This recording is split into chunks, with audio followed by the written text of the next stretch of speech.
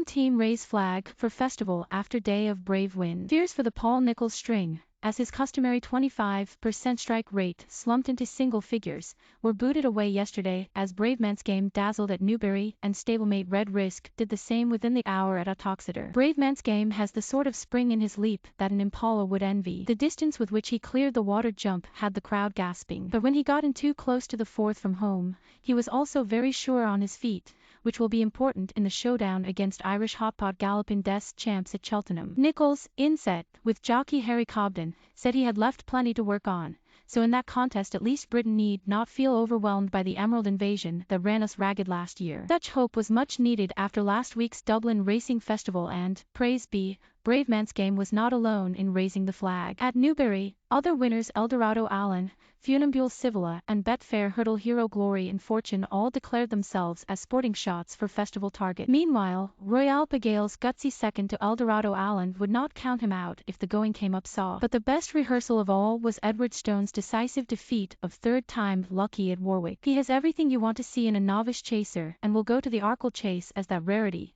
a British favourite for a top race at the festival. The centrepiece at Newbury was the Betfair Hurdle, the richest handicap in Europe, and while it was short on numbers with 14 runners compared with the usual 20+, it was certainly not lacking in competition. At least 10 were still in contention at the second last, and while Glory and Fortune was clear at the final flight, I Like to Move It was eating into his lead all the way to the line and was in front a couple of strides past the post. Glory and Fortune started at 20-1 despite being second to Champion Hurdler Epatante at Christmas. I couldn't work out why he was the price he was, said winning rider Stan Shepherd, who has also won the Welsh Grand National in this fine season for the 24-year-old. It's just brilliant. I was pretty confident beforehand, but I am glad I got this one right.